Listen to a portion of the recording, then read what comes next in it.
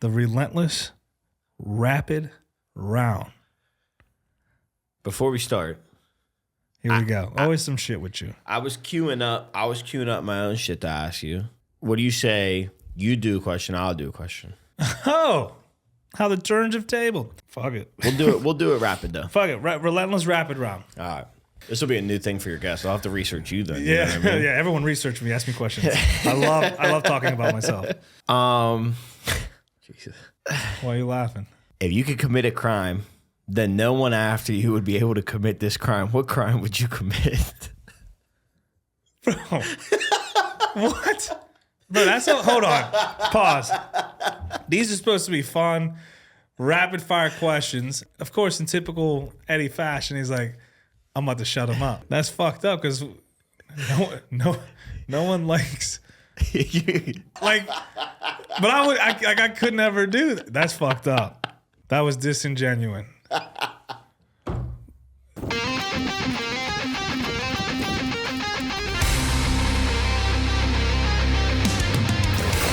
You are now tuning in to the Relentless Project.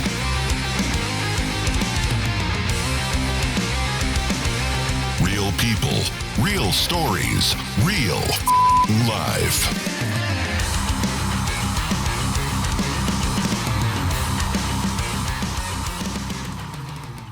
Hey, what's up, everyone? Welcome back to the Relentless Project, where we talk to real people about real stories and real fucking life.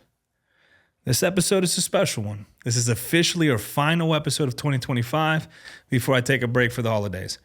As we look back on this year, the theme has always been about growth, about pushing limits, and about evolving. So for the grand finale of 2025, it only felt right to bring back one of my brothers and a family member of the show to see how much he has evolved. If you listen to episode 42 way back in July of 2024, you met Cowboy Eddy, the amateur MMA fighter, grinding in construction on the side to pay for the dream. Well, it's been over a year, and since we sat down, in that time, Edgar's completely reinvented his battlefield. He made the massive decision to step away from the cage, launch his own company, Visual Investments LLC, and dive headfirst into the brutal world of Hyrox racing. He's the perfect example of how to close one chapter and attack the next one. So, without further ado, please welcome back to the Relentless Project, Edgar Parrilla II. Yeah. Yeah. This is a dangerous one for me. I like that, dude. You know too much. We gotta add like the fake claps on that. Yeah. I'll add that for you. Cue the claps. Oh, but man. let me know what you think. We got to start it off with tequila. No, it's definitely nice. You could, yeah. Damn it. opens up the pores a little. What you got in there? This is a double Red Bull on ice. Bro, why? There's no liquor in here. It's just Yeah, Red that's Bull. huge. Yeah, I mean, this is like, I walk around the house with this and I feel like, I don't know. I feel different. I feel like Diddy. I mean, See, this is why this episode could be great. I feel like it's a mix. Like, It's a mix. I like R. Kelly. I'm not really a Diddy guy. All right. I don't know if you can say that one. I'm not saying that. I don't think that's any better. But What up, dude? Long time no see. Huh? nah, no, bro. And I think you're a great example to come on here, right? Because I talk to a lot of fighters, right? And everyone has the dream of going big and fighting. And it's a great dream, but then that might not be the thing for everyone. And I know you were doing construction on the side, and it was like lucrative. But at some point, you have to you can't burn the candle on both ends, as they say, or the wick on both ends. Yeah, I think it was. Yeah, I mean, I hate saying, you said it earlier. What's like, going on with that? You got a limp mic saying, over there. Yeah, I know. What's up, Yeah, dude? you take one shot, the mic goes limp. That's how my body was feeling. You said like walking away, and it was just kind of like, I guess that's. I mean, I call it a spade, bro. yeah. I Walking mean, that away. is what it is. It's the other side of the coin. Like, you know, most people are doing construction to get big, and then they stop doing construction and start fighting. And I think I just went the opposite way. You know, I mean, I think I told you this too. Like, I never was really in love with fighting. It's kind of like a hobby I picked up over COVID.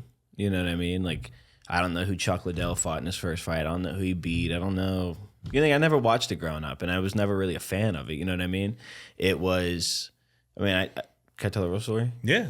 I was going out, you know, it was like post-COVID. I was locked in the house. I was bored. Then when bars started opening back up, you know, I was going out and I was just fighting people in the street. And it was just like, I don't know what it was coming from. And then one day my boy was just like, you know, we don't got to do this on East Carson. You could go sign up and do this and get paid and maybe get famous. And that's how I got into fighting. But it was never like I wasn't chasing a dream. It was kind of just like I got done with football. I needed some sort of hobby that was physical. And that happened to be like I was lifting weights. I wasn't really doing it. And then I got into that and I fell in love with it. But there was never that, like, I can't wait to do this for the rest of my life feeling. It was just kind of like. And that's not a career if you don't have that you just like. Yeah, you can't be half in, half out. Yeah, so it was like while I did it, I did a lot of the things I wanted to do. I had as much fun as I could. I mean, you saw I was getting party buses. Yeah, that's what I'm saying. You had to run, man. You had to run, and for an amateur, yeah, you had a. I think it was the most entertaining Pittsburgh scene. I mean, you still walk into the. I mean, you don't walk into the venue. You walk into the venue, and all the managers are like. Hey, yo, Cowboy Eddy's here. Get security. Yeah. Remember the one? They weren't letting me even come near the ring, dude. It was nuts. I was like, what did he do? What did he do? I'll talk to him. But it was, yeah, you know what I mean? So I think what I try to do with everything in life, I enjoyed it for what it was for. I had as much fun as I could. And then when I felt like my time was up in that, which some would argue it was too soon, some would argue whatever. For me, I think I did what I wanted to do. I got what I wanted out of it. And then I was like, all right, well. So how was that decision? Did you like wake up one morning and go, I'm not going to do it? Or is it something you still kind of... It's definitely something I still think about. I thought about it. I saw your face. Yeah, I don't know. When did the priority change? That's the question I'll ask. To be honest, I was just tired of being like broke. You know what I mean? It was like half foot in, half foot out. I know I could be making more money doing this. And then it was like, you know, I lost that fight and I was like, well...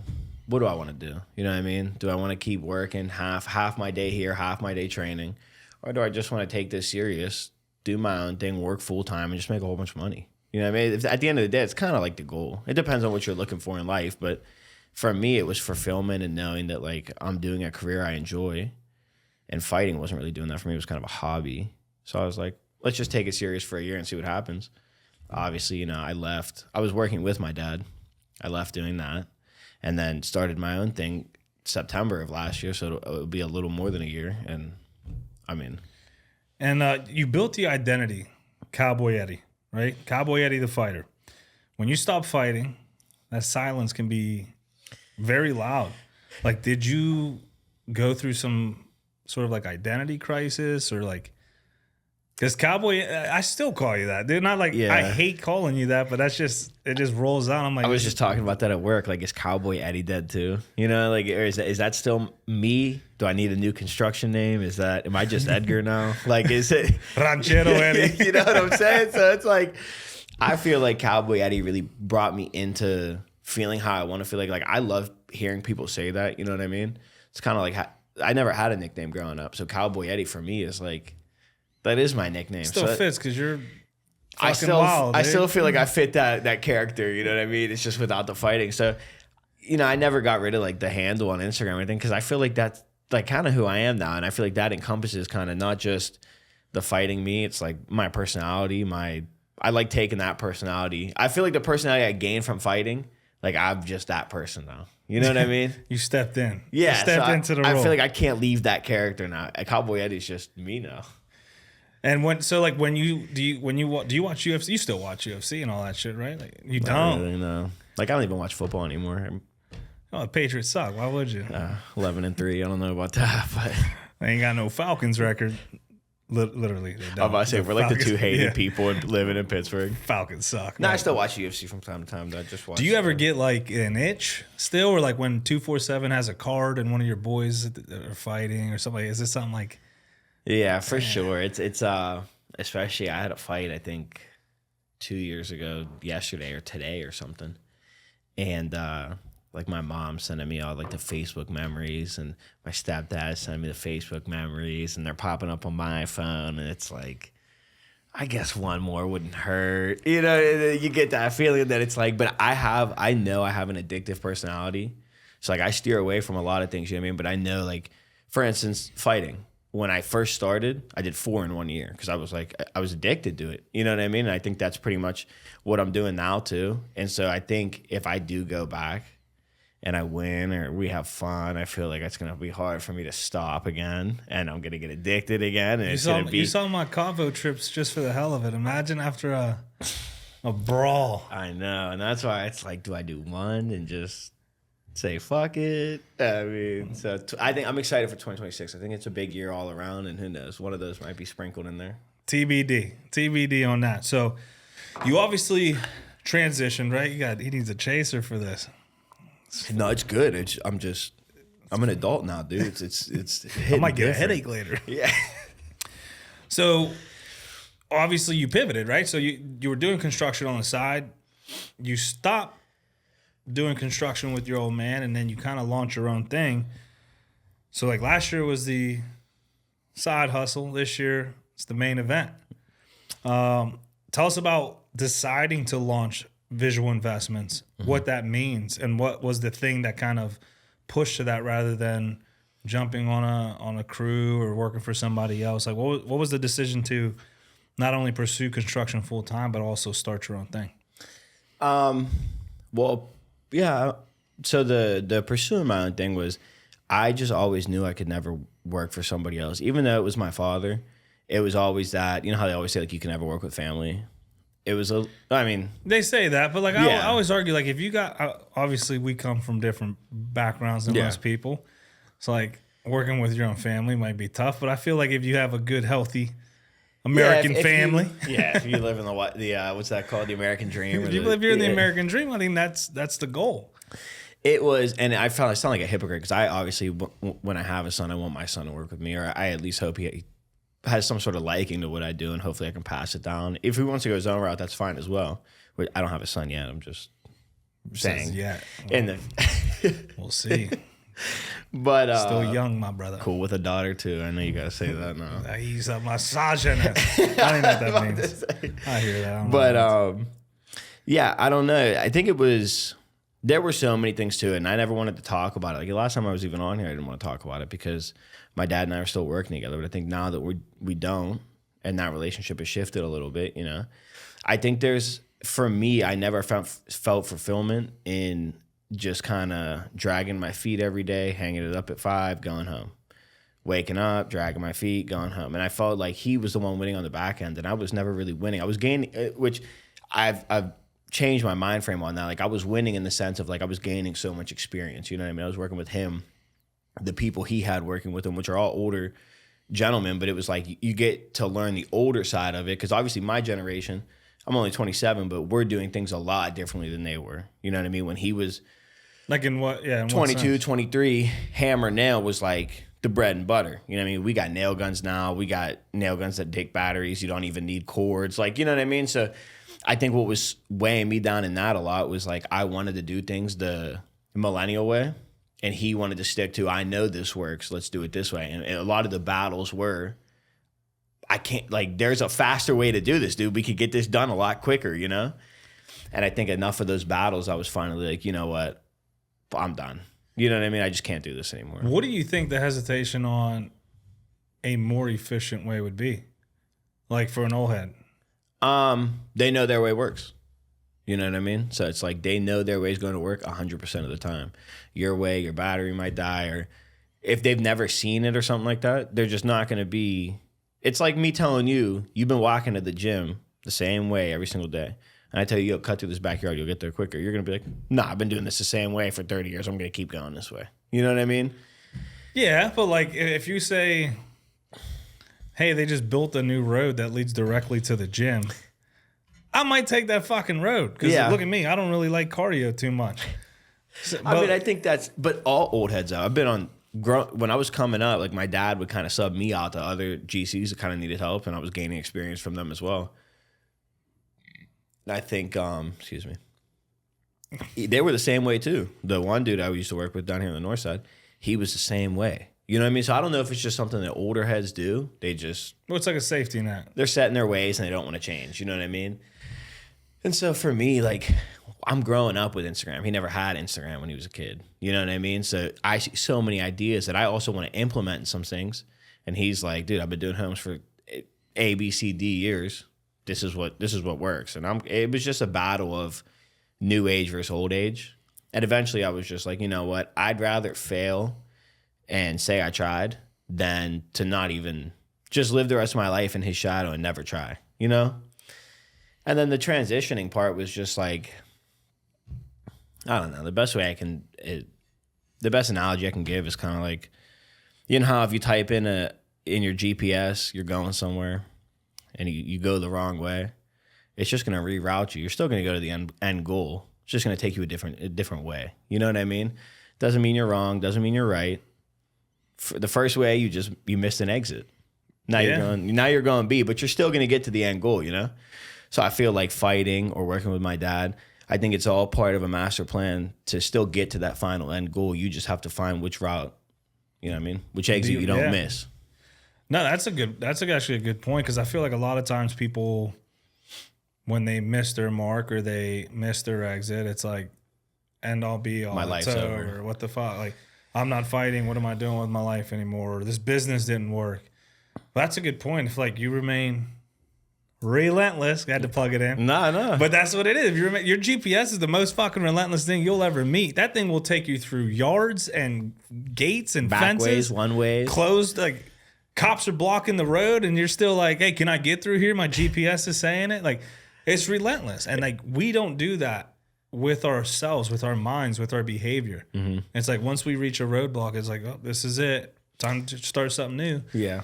But and that's if you start applying that. Well, that's where I heard it, and it was like, man, I forget where I heard it, and it was like, you know, your life is your GPS. You may miss your exit, but there's still another way to get there. Like, it's not go back down the wrong way of the highway and try to get off on that exit. Like, you missed it, dude. You know what I mean? You still got to get to your final destination. You just got to go a different way. It might take you longer, you know?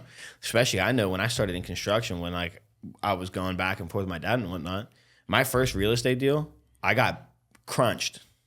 I lost $20,000 trying to flip a home, trying to take the shortcut route. And I ended up learning the hard way. You know, I never talked about it for a long time. I don't know if I told you about this. I think you mentioned, you didn't mention no shortcut.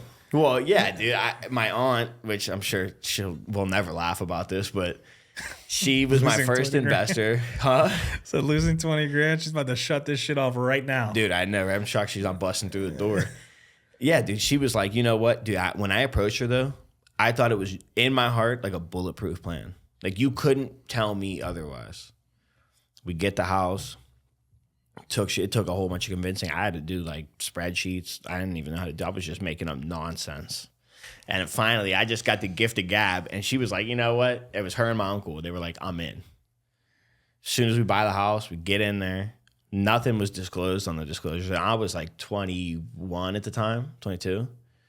Sorry, Auntie, but there's some some of that falls on you a little bit. Oh, yeah, I mean, but I'm telling you, she's been in real estate longer than I've been alive, I think. And I even had her convinced. I was like, I got this. Or she just loves you and was like, yeah, she was like, fuck it, whatever. I'm going to give him a chance. We get in there, dude. First thing, house is condemned. Foundation's falling apart. And she had never seen it. She was pretty much just like, yeah, I'm trusting you. And the price was super low. And I was like, it's a steal. It's a win. No one's looking at this. Like, wonder why. And then I'll drink it out. Yeah, dude, we end up doing it. Like, and again, it was like trying to do the fast route, like no permits pulled, just like 21-year-old kid with a dream, no research, no nothing, you know? We ended up getting busted by the city. We have to get permits. They're not letting us close. They're making us open up walls. Go through the whole budget, which like we were like, I don't know, like 30 grand under budget because we were speeding through it. Then we ended up going through that whole 30 grand, tearing the walls open, blah, blah, blah. Then 20 grand out of my own pocket, trying to fix what we had to tear down. And then finally ended up selling like 2 years later. And it was just like, I don't know. I feel like that's what really shaped me in the business world. You know, I feel like I needed that experience to really be like, all right, let me hone in, figure out how to do this the right way. And then, you know, and that was like in the midst of fighting. And that's what kind of also like set it off. I was like, all right, dude, I can't have one foot in fucking fighting, one foot over here flipping homes. Like, but you know what I mean? There was just no way to juggle both. And I always thought there was a way to just be all gas 24 hours of the day, but it kind of doesn't work like that. You know what I mean? I beg to differ. Well, yeah, I'm all gas, baby. I was about to say, I'm still the same way. Yeah. You and I wake up at the same time. We're both up super early. I'm going to bed. I mean, it's like, what, 7 o'clock now? Like 12 Red Bulls in. I was going to say, you know, there's nothing wrong with that too, you know? There may be. Hearts don't grow that bad. I don't drink coffee. You know what I mean? Otherwise, I'd be pounding coffee. Yeah, so that's your coffee then. So that was you didn't have your business essentially at that time, right? Like you were. So what was your biggest? I was gonna say, what was your biggest slap in the face your first year of business? But it's like you took that on before you even. Yeah, it was always like I've always been a dreamer. So even before I started the business, I was kind of like just scheming ways up. You know what I mean? So I guess that would really be like that was my first slap in the face. That was the first lesson. I feel like you know how the NFL they talked about your like welcome to the league moment. That was like my like welcome to being an adult, bud. Like this isn't fucking rainbows and sunshines. Like this is real life. And again, like I said, I needed that though. You know. And I'm big on brands. Obviously, it's marketing is my background. Yeah. Why Visual Investments? Everybody asks me that, and I feel like an idiot saying this, but like for me, I feel like an investment you're making in your home, whether it's building a new one, building an old, like fixing up an old one, you know what I mean? That's an investment that you can visualize. It's a visual investment, you know what I mean? So that's how I came up with the name. Yeah, you see it. Yeah, you exactly. Like and everyone was like, "Oh, your name, Parrilla Construction," and I was like, I feel like everybody does that. It's every Hispanic. Yeah, you know what I mean? And that's like a mom and pop thing. I wanted something that's like, wow, this is like an actual company. Like this isn't Parrilla Construction. This is Visual Investments. This is a company. Say your name right. Parrilla. Parrilla. Rolled his eyes to his own name. I like that because now that I think about it, when you're building something and you see it built, you're seeing it being built. You know, unless you're doing some French drains or some shit. Well, that's a visual investment. But still see it, right? You don't have the flooding anymore, I guess. Yeah. I know. I need to help you out, bud. Just throwing that out there. So in MMA, if you mess up, there's a chance you get knocked out. And especially business, if you mess up, you don't eat. What pressure feels heavier to you? In the sense, comparing those two or just... Comparing those two. Sorry. One more time? Taking a sip of Red Bull. Yeah, that might have been on me.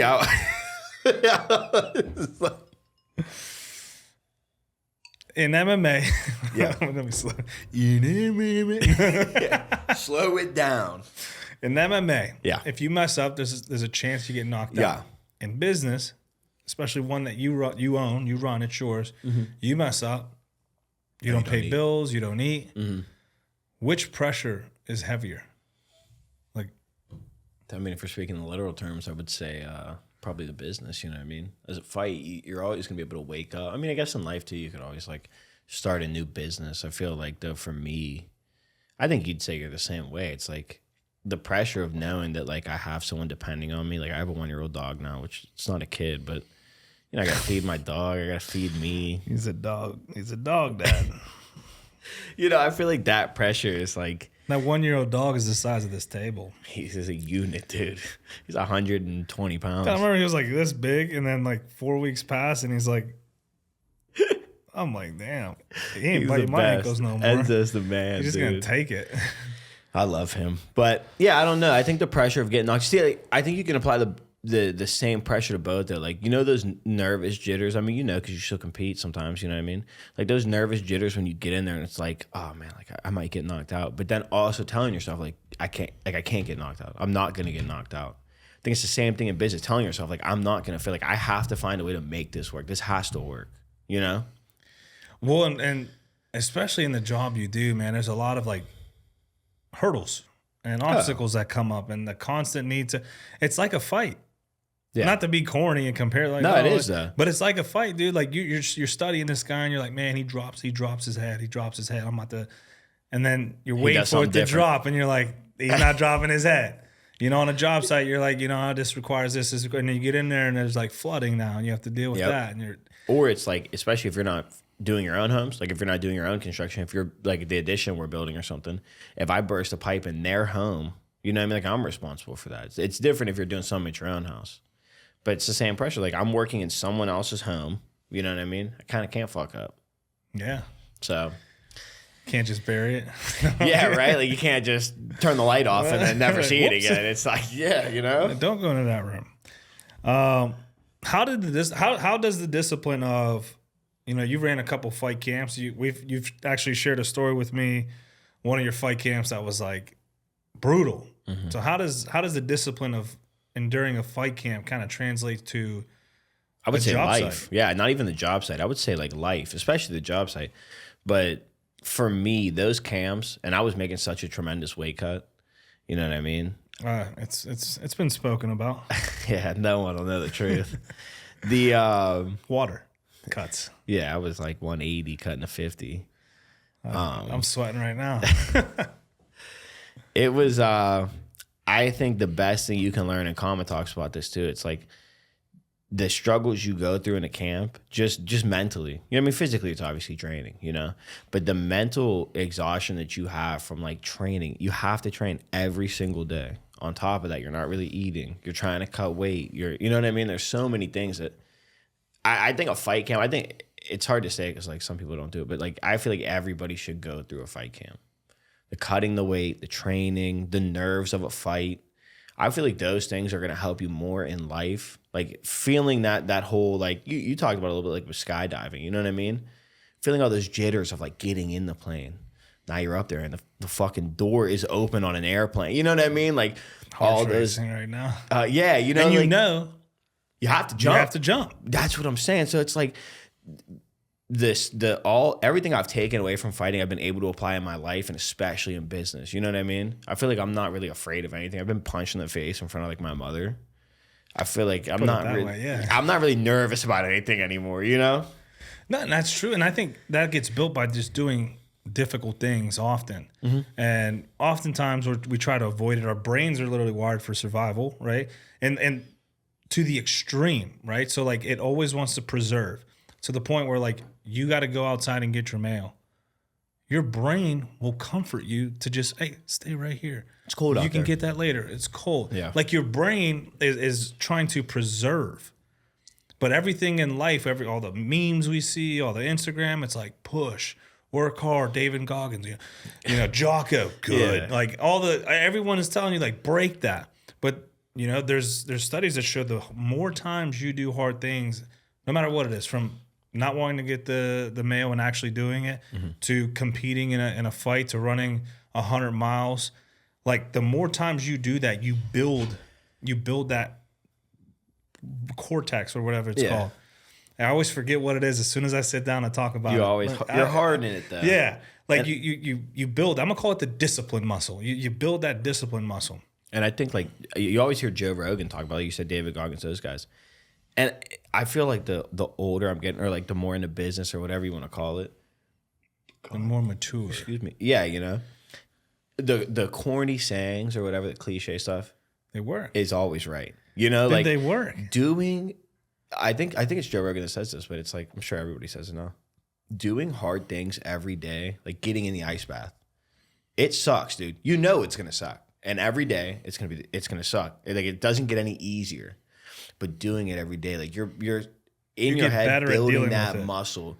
Yeah, you know what I mean? So the harder things you do on a day-to-day basis, and I feel like speaking of business, like that's what's helped me.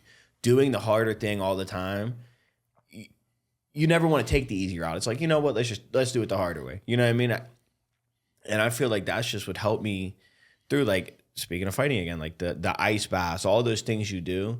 All the things you don't want to do, you just worked a hard day in construction. Now you got to go spar on a Monday night against Kama, who was in the UFC, who you know is going to whoop your ass.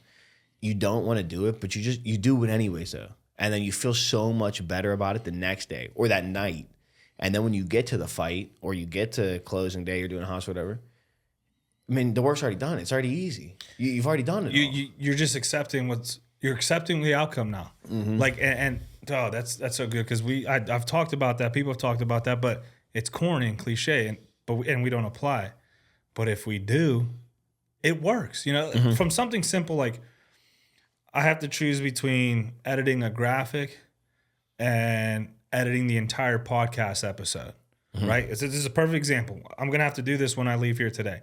Do I edit the graphics for the episode or do I edit the entire video and get it published? What the harder is publishing the video. So which one am I going to which would most people avoid?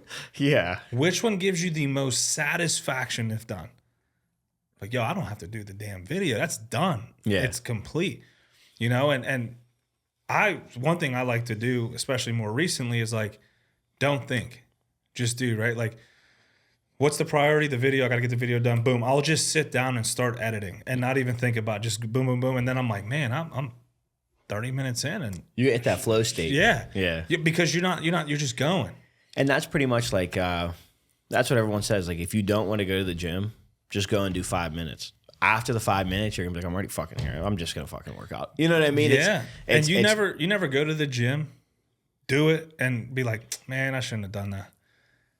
That's why, like, it took me so long, and I still catch myself kind of like taking the easy route sometimes. Yeah, well, I mean, we're human. But it took me so long to be like, just do the harder thing. You're gonna be so much happier that you did it. You're gonna be so much happier you did it at 6 a.m. and not 9 o'clock at night. You know what I mean? Because then after your whole day, you're like, it's 9 o'clock. No, I don't want to do it. Dude, one of my other boys was telling me, he's like, dude, just everything you do, like, I can't be like that. I'm like, what do you mean? Yeah. You know? And he's like, well, you get up at 4 and you go to the gym. I'm like, So- you think I'm like ecstatic? Yeah. You think I wake up and I'm like, seize the day? No, I am arguing with myself, dude. I have a mirror. I mean, you've been in my house, a mirror at the side of my bed that I stare at. And I'm like, don't be a bitch. Like, get up. Or I can go to sleep. Yeah. And I'm like, no. And I go to the sink. I'm like, And brush your teeth. most days you don't want to do it though. No. And you fuck know no. that. Like 90% of the time I don't want to do it. At all. But I know I have to, you know? And then the good thing is eventually it gets ingrained in you. Like like I said, 90% of the time I don't want to go to the gym in the morning. But like I've been doing it for so long. Yeah, I like, haven't seen you there. I can tell. No.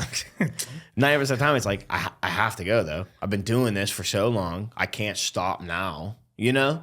And so I think that's another thing. You build those good habits in your life. Like the harder things you do in life, you actually end up building like really successful habits for yourself. You know, like if it's waking up early, go to the gym, or stretching at night, or whatever it is. You know, like stretching. No one wants to stretch, but you're super thankful you do it. Yeah, you know, especially at this age now that now that I'm older, I'm getting up there. When I'm in the trees, like mobility. That's something we don't even think about adding to your gym routine.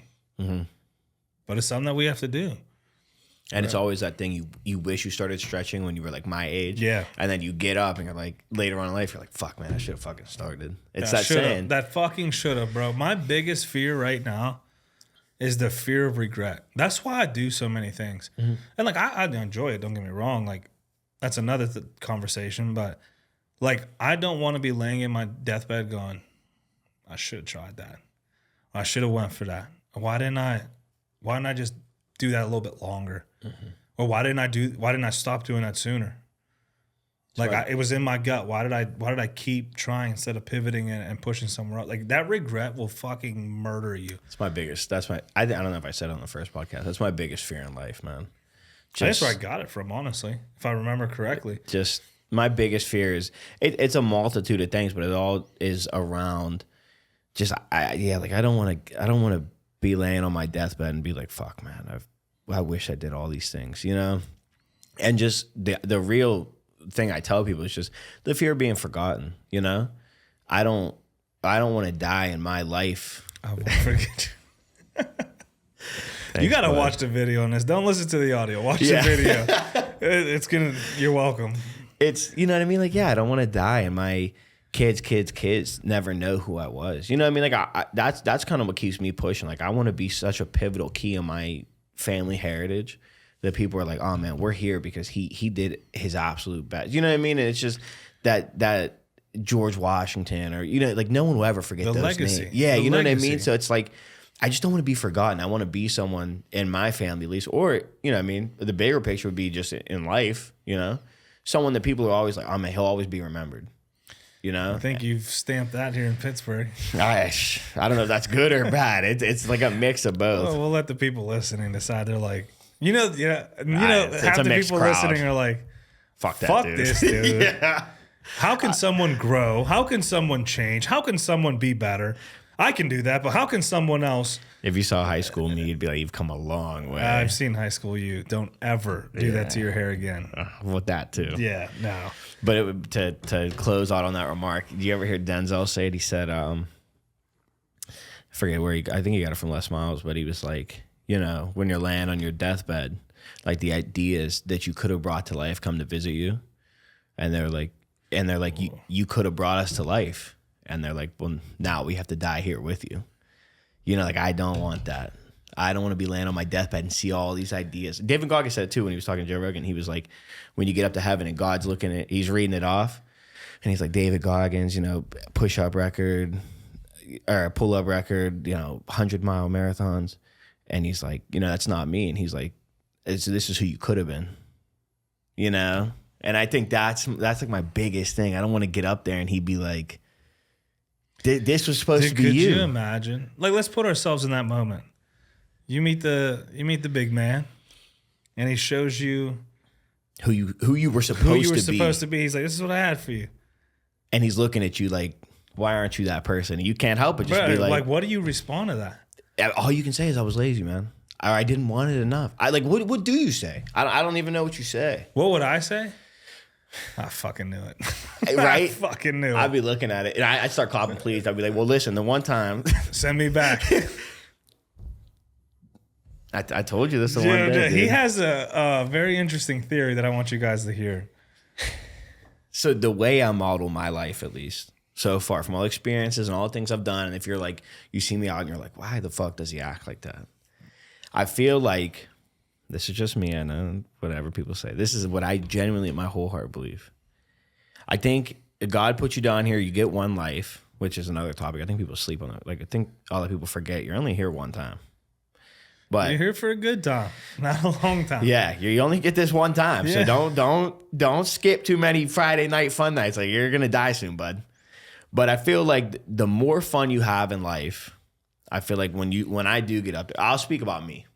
I feel like I try to have as much fun in any scenario I'm doing. I try to do as many fun activities as I can.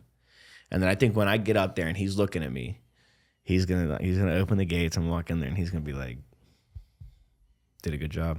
I'll be like, I know. He's gonna be like, you want to go back down there? I feel like if you have as much fun, you take it full advantage of this life, God will let you do it again. See, like, I agree with you. I just think the definitions of fun might be, it's up to interpretation. Everybody got their own role to play. Yeah, You know? yeah. I think I think my role's fun guy. Okay, fun guy. I think that I'm fun guy. No one's funner than me. I make the fun. I created fun. Fun is, okay, my people. I am fun. So I feel like That was the worst impression I've ever. Wait, I thought I sounded like him. I thought you did too. I do the best. No one does it better than me. Do it again. Fun guy. I'm the fun guy. I invented fun. But yeah, I mean that's what I try to model my life around, and I think because that's my whole thing, dude. Like, we're all gonna die. Eventually, no one's gonna remember who we are. You know, I know I said I'm afraid to be forgotten, but in 100 million years, someone else is gonna be living in your house. Someone else is gonna be driving your car, fixing your car. You know what I mean? Like, Your car is there after 100 million years. Right. My God, you fucking sell that. Like, Yeah. make the money. No, But- that's true though. I think we're all put here for impact.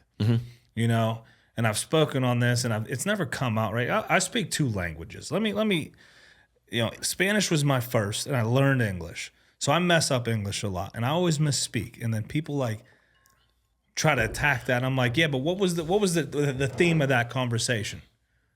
Does that apply? Oh, it does. What the fuck does it matter if I said the word wrong? But we're here for impact, right? And I think everybody has the ability to be great. Everybody has it, right? I've met. hit me. Hit me, bro. When I was out in Grantville for seminar stack, Yeah. had a little come up on the blackjack table. We'll come up. We're gonna have to. That place scares me, man. That's all right. But everyone has the ability for greatness. It's all in us. The majority of people will never tap into it. Bro, and it blows my mind, right? Like, I'll meet people.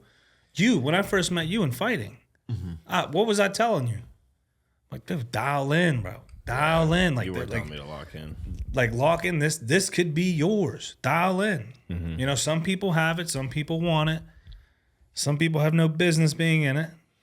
Well, I'll let you be the deciding factor of that one. But like in anything in life, you meet people, you talk to people, you cross people, and there's something there. Everyone has it. The majority of people will never tap into it, and that's fucking sad because if they just tried, that'll take you so far. Just trying, and there's trying, and then there's you want to own this space.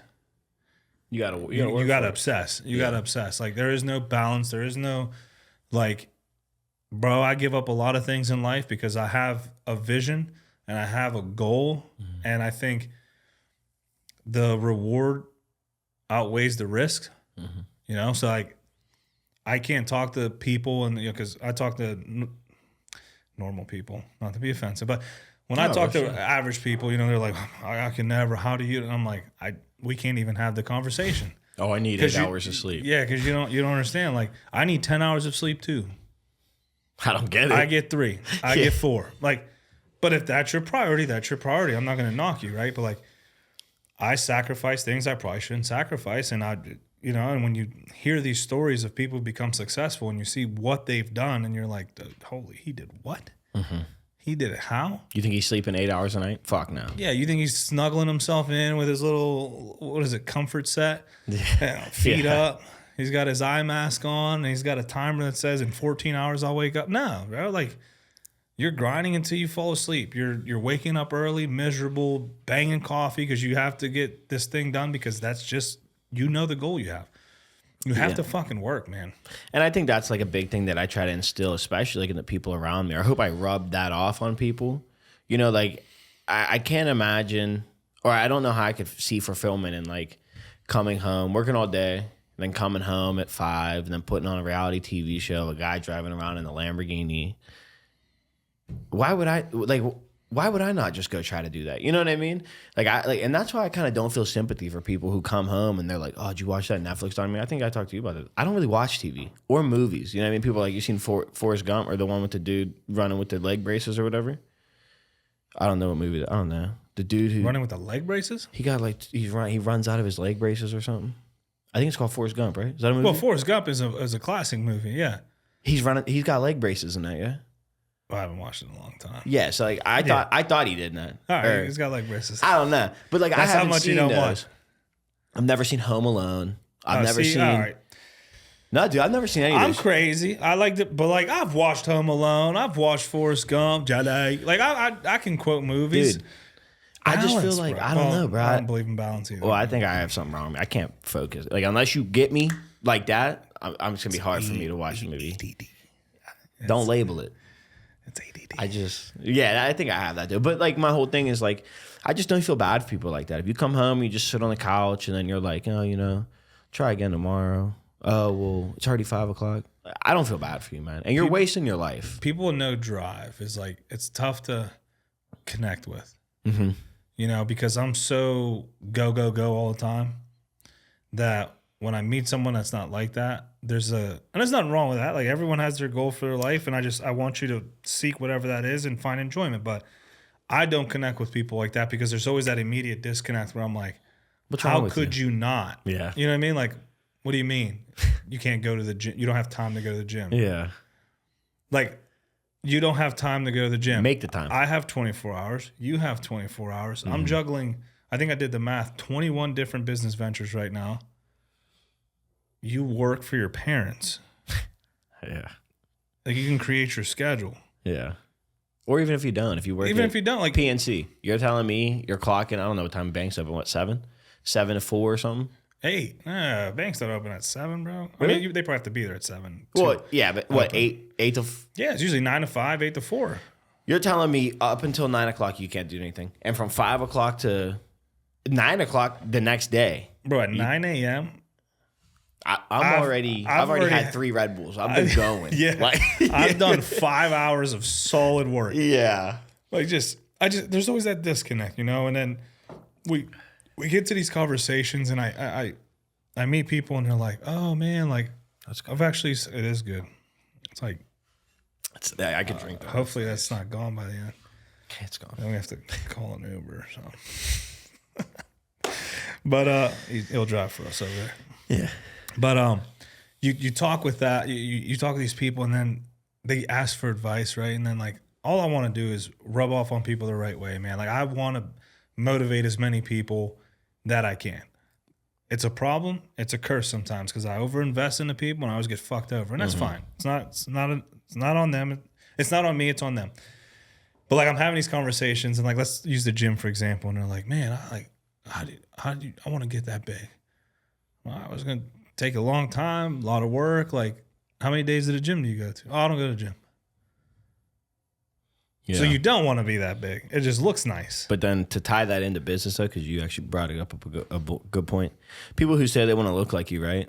Not only do you have to do the work in the gym, everything behind the scenes you have to do. You have to eat 6 meals a day, 7 meals a day. You have to do your protein shakes. You got to get, you know what I mean? I know we just talked about not a lot of sleep, but you got to get some sleep. You know what I mean? Well, rest is important. For your muscles to grow. You got to stretch. You got to warm up. Like, there's a list of 30 things other than just the workout to get that big. You know what I mean? It's a good point. And I think that has a big thing to talk about with success. Like, you look at a business. Yeah, you have to go, for me, I have to go swing my hammer.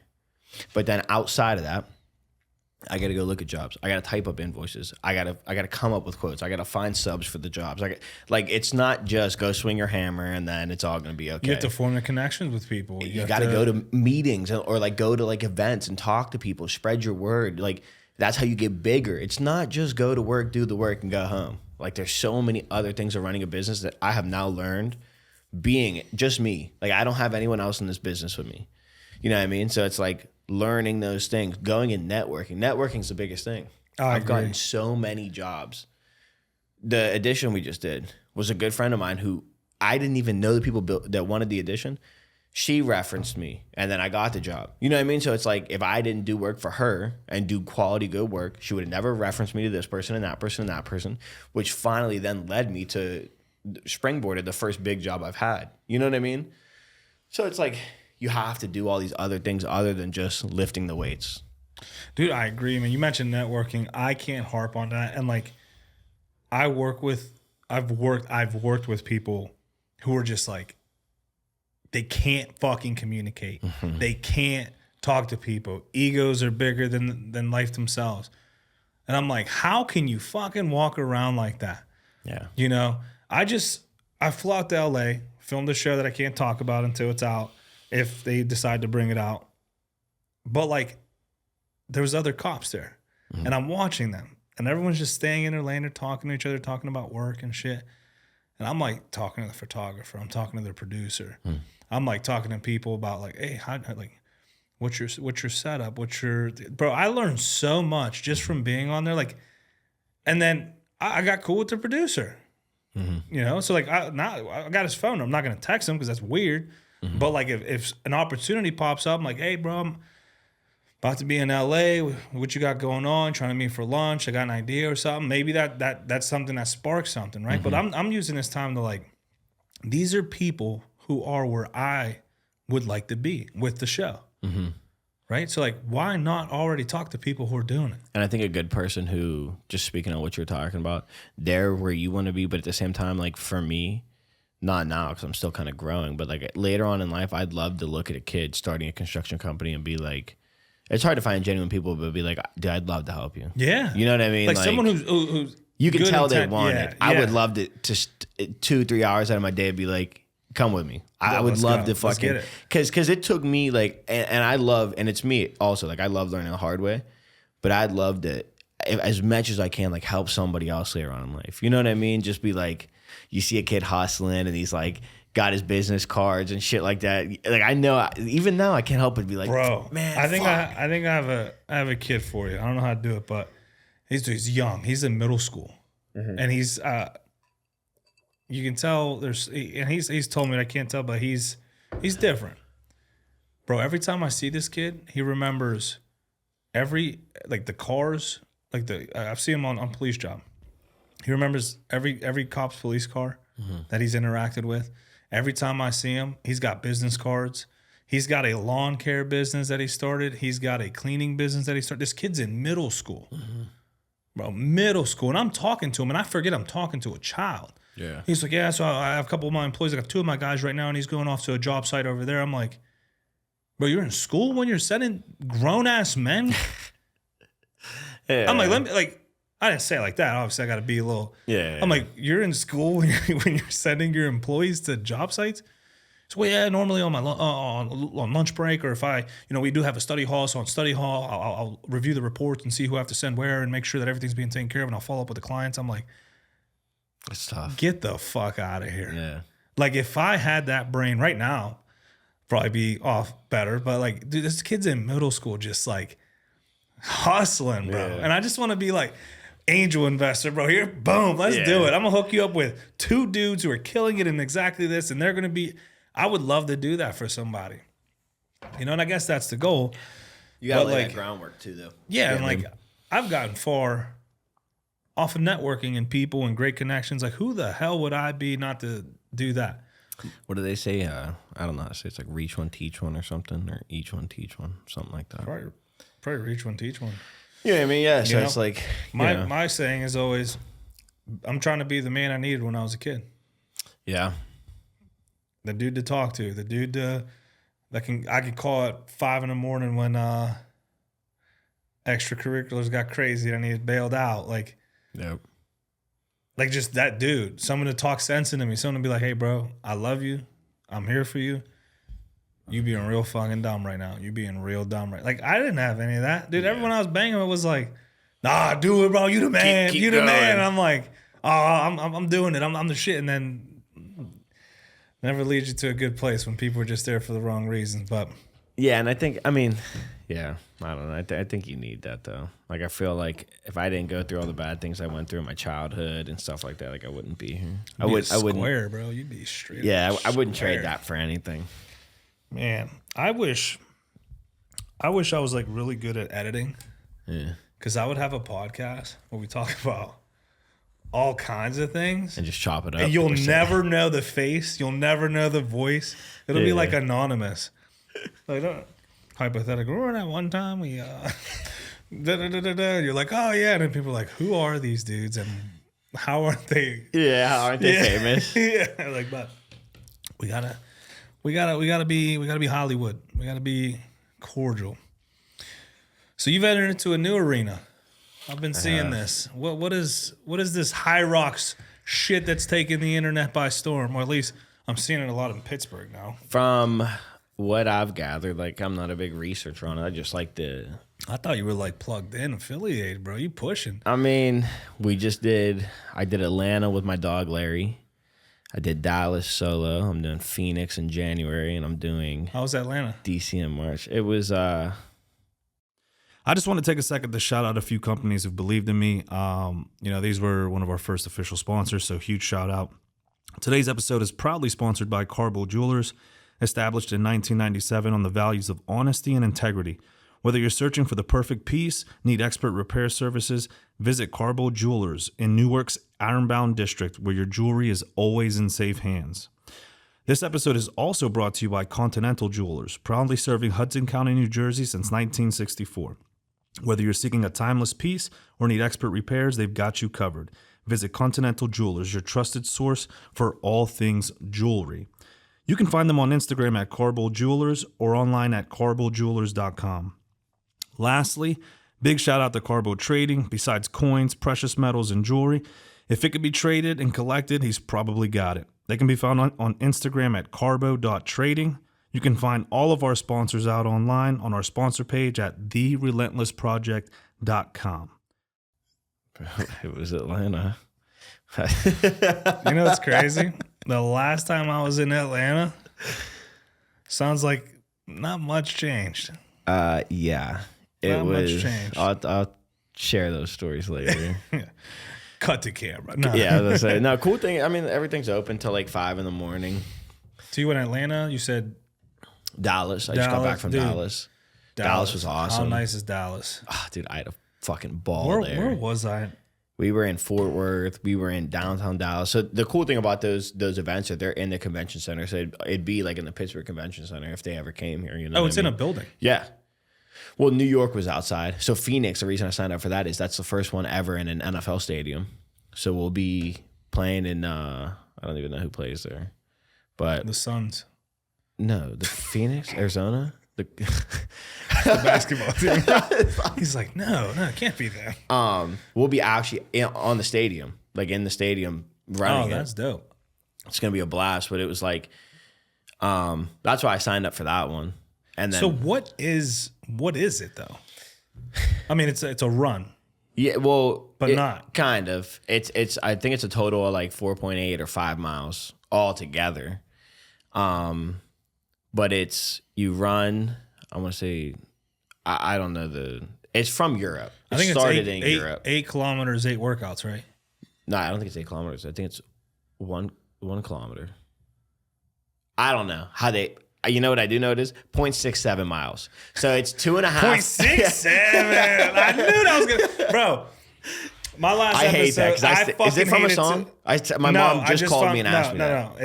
It's from a player who was asked how many times he's gonna score, and he said 6-7, and then a kid made it. I mean, the whole point of this, I hate this thing, and I make a joke of it because I think it's so stupid, and because I've done that, it's fucking popped up everywhere to the point.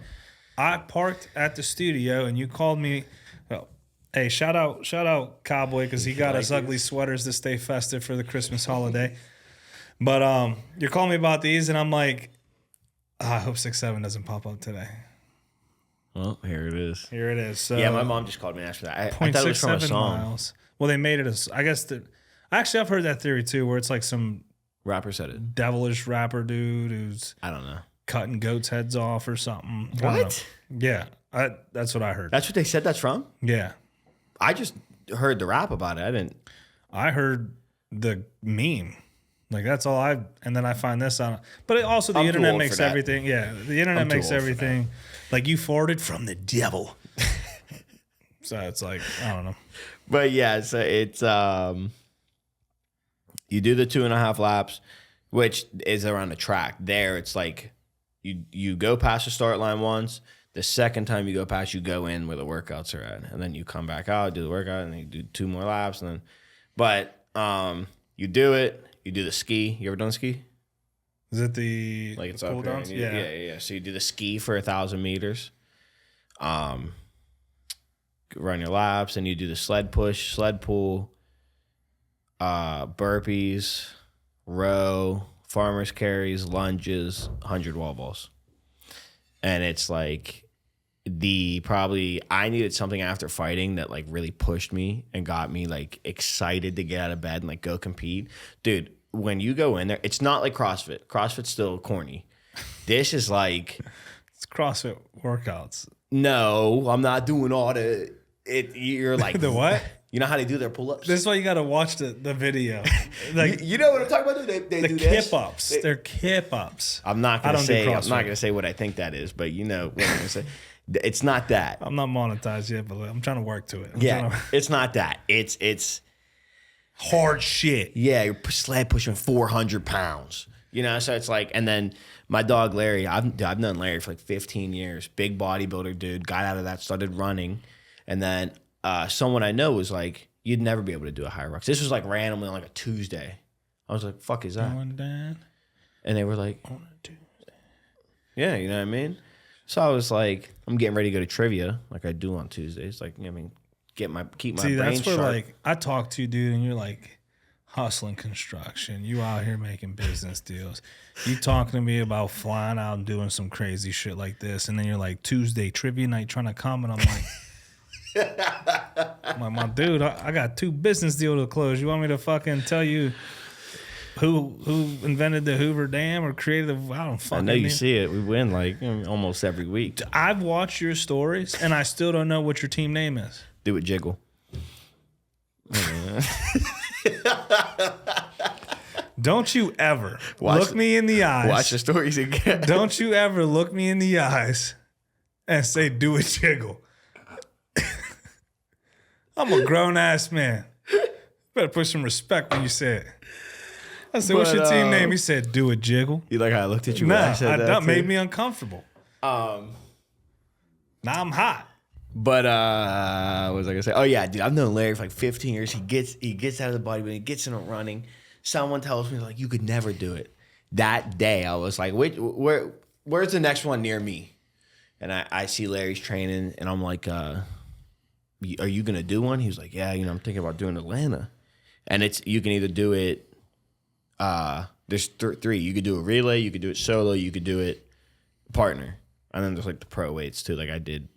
We did pro weights, and me and him did in Atlanta.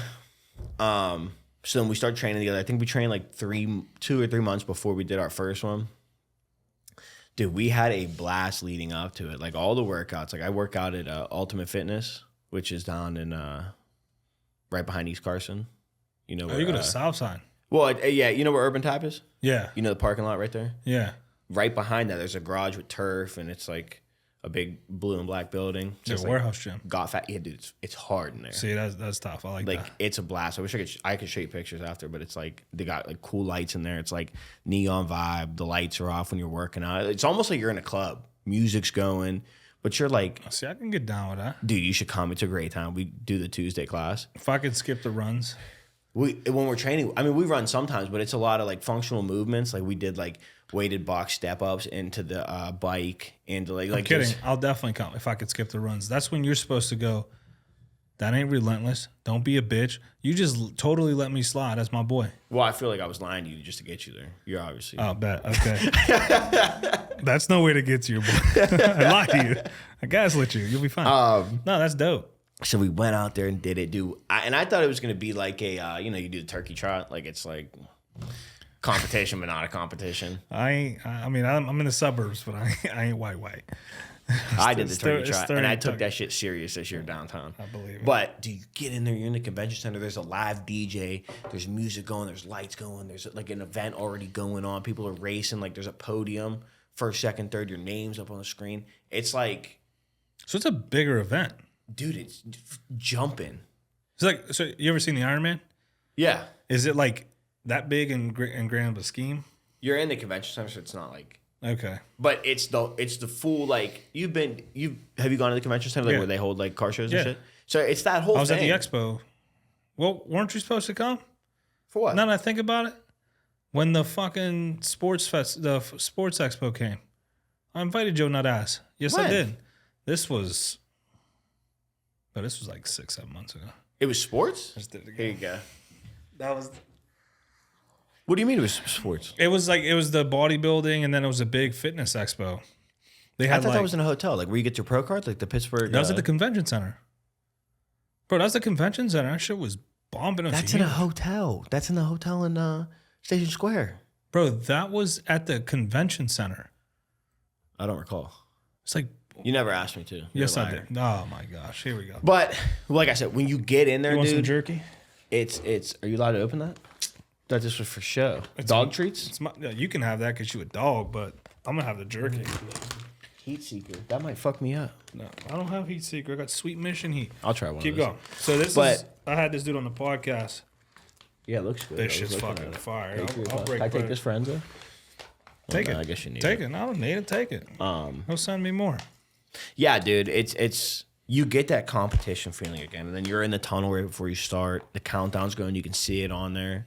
They're like talking over the mic. Like you're in there with a whole bunch of dudes. You know me. Like me and Larry are getting ready to go. Dudes are in there high fiving. Fuck, we high fiving for? I'm about to whoop your ass. Real shit. So it's a competition. Like, yeah. No, like you're competing. Like if you get on the podium, you get a chance to qualify for when they do championships, which is going to be in DC, which is the one we're doing. Dude, it's a blast though. Like it's fun to get that competitive feeling where you're not like competing at a turkey trot. Like there's like this is a national thing. Like, and they're doing this. It started in Europe, so like it was just in London. So that's why we're doing the one in Phoenix and DC. Like it's a blast. It'd be dope to go fly out to London or Paris or some shit. And I know, dude. I want to do an international one next year. It's going to Cancun in March too. I think that would be fun. Dude, that's what I'm saying. Let's go to Cancun, a little all-inclusive. I could see you doing it. You'd be hooked if you did it. That's my problem. I'd just be adding something else, And which I'm down for. I need something like, dude, these are hot. that shit's hot. Yeah, this one's hot. I was going to try to play it off like my mouth's on fire right now. Is it good, though? No, it's definitely good. Like, So Chris Praskas has this. He's actually pushing into 247 now. It's called VALOR. Bro. I think I've seen that. It might have been you, but yeah. I think Bro, you want a snack when you're before these runs and shit like that, bro? The ingredients are beef, tamari soy, sauce, which is water, soybeans, salt, alcohol, brown sugar, seasonings, water, honey, ground red pepper, and crushed red pepper. I think this was good. That's the ingredients in this. Yeah, that's tuning me up right now. Go into any store and buy beef jerky and read the ingredients. You won't be Yeah. able to pronounce half the names. I haven't had jerky in a while, though. Bro, this shit is like... No, it's definitely good. And you can see, like, you see how it's also, like, breaking off nice and easy? Like, it's not, like... I don't know shit about jerky. I'm just trying to... You see how it's ripping? Oh, made in the U.S. of A, baby. There you go. I like that one. It's my gift to you. Thank you, buddy. Let me know how Enzo likes it. But yeah, dude, it's... I needed something to compete. I needed something where I felt alive. And I feel like I wake up, like, even when we go to those classes, Adrian, the owner, he does a lot of the coaching. He also participates, which I really like. You know what I mean? Hey, go into a gym where, like, you never see the gym owner there working out. You always see him behind the desk or Working in the and front out. desk. Yeah, like when you show up for that Tuesday class, Adrian's really in there, like, killing himself with you. You know what I mean? And I think that, like, makes me want to keep going. And then I heard them keep talking about, we did our first one. And the same thing I said about that addictive personality. I did Atlanta, which was like 4 months ago. Just did Dallas last month. I'm doing Phoenix in January. I'm doing another one in March. I got hooked and now I can't stop. You know what I mean? And it's like a fitness thing. So it keeps you in shape. It's something to work towards. And then I like that you get timed. It's like Larry and I did an hour 19 for our first one. Partner, which you can divvy that up however you want. You don't have to do 50-50. Like if you're better at lunges, you could do all the lunges and he does the farmer's carries or vice versa. And there's mixed doubles, so you could do it with a girl or something. I did solo Dallas, got an hour 10. So now in Phoenix, me and Cam are chasing under an hour. So what's like the average time usually on the board for something like this? Like 130. In the like 127 to 135. Damn. Like I'm trying to. So I do the Murph every year. I don't think I know what that is. Do the Murph. Is that the fitness test? It's yeah. Where you run from line to line in gym class? No. My guy, Do Lieutenant Murphy, bro. you know what I'm talking about? He Lieutenant Murphy. So he would do this regularly. Mm-hmm. He would run a mile in a kit in, I guess now it's 20 or 40 pounds, depending on. You run a mile, you do 100 pull-ups, 200 push-ups, 300 air squats, and then finish with another mile. And then obviously CrossFit got a hold of it and made it their thing. But we do it every year before Memorial Day. And people train for it. I just show up and run it. It sucks, bro. It seems simple. It fucking sucks to do all that. You know, but you can divvy it up, right? So you can do, like I break mine 10, 20, 30. I'll do 10 pull-ups, 20 push-ups, 30 air squats, 10 pull-ups. And so I do 10 sets and then I'll finish my run. There's dudes who go in there and just bang out 100 pull-ups, bang out 200 push-ups. Like that, so there's an RX version, which is doing it as prescribed. And then like the whole point is to kind of like bring awareness to his life and what he did for the country and like people who didn't make it.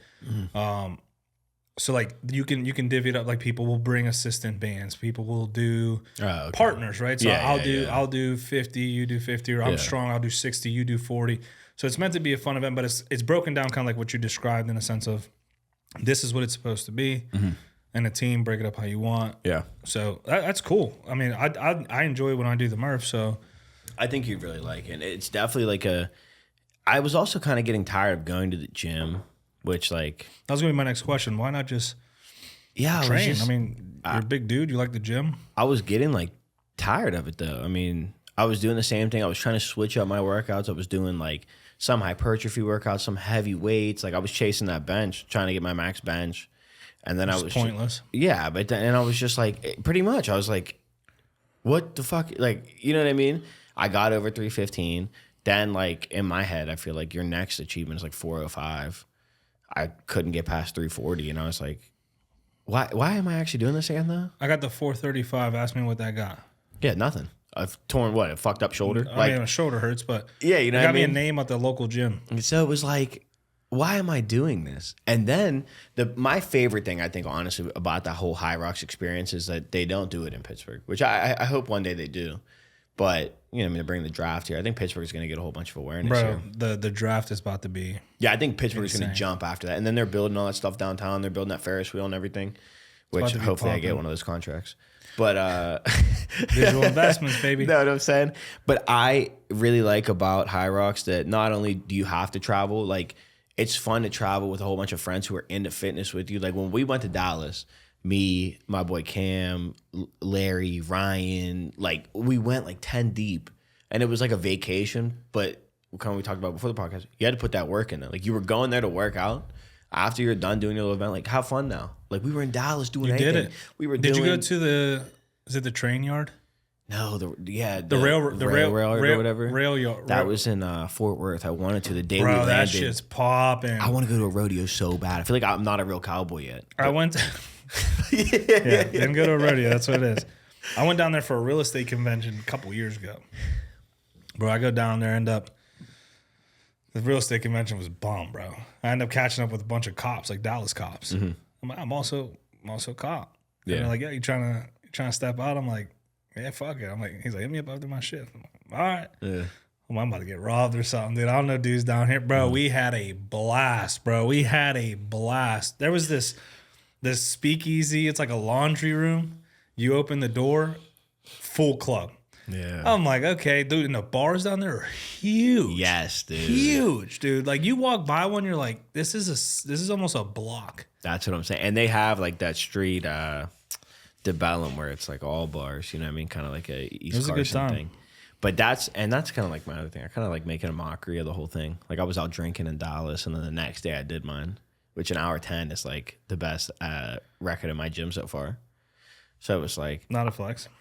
Definitely a flex. Do you think, like, I mean, you work construction, right? You're always pushing heavy equipment. It's a lot of manual labor. Like, you think that gives you kind of an advantage? 100%. Like hammering nails all day, or using a hammer, like your forearm strength and stuff like that. I feel like that stuff all kind of carrying lumber.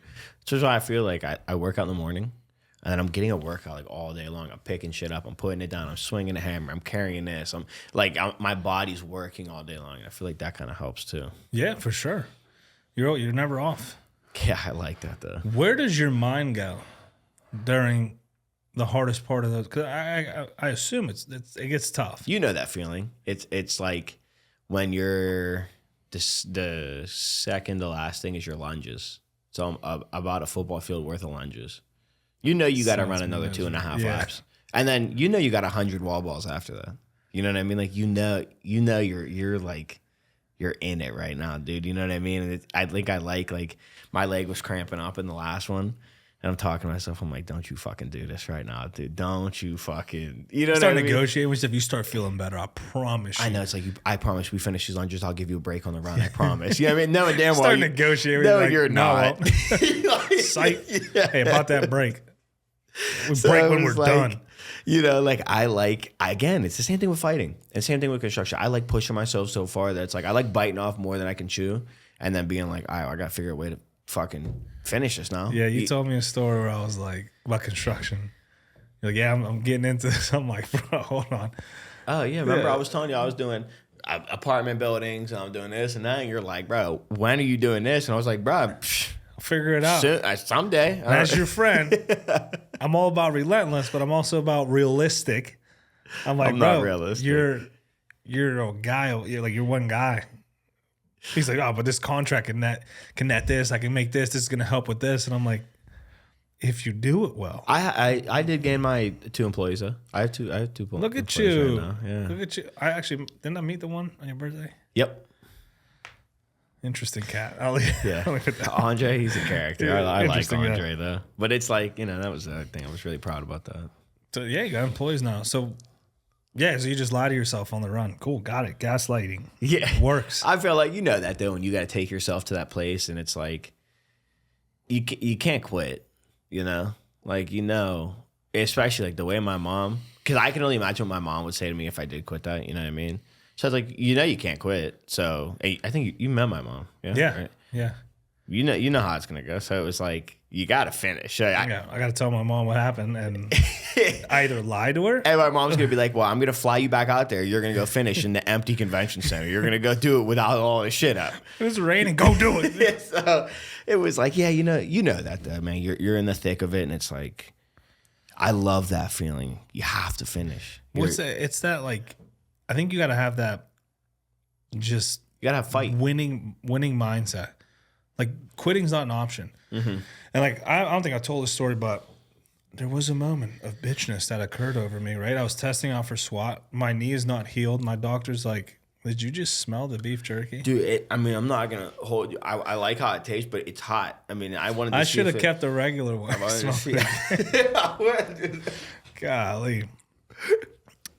He had the normal one. I crushed that though. That was gone. It's so good. But I was testing out for SWAT. And this is something I've always wanted to do, and like it didn't go well. The last time, I tore my knee.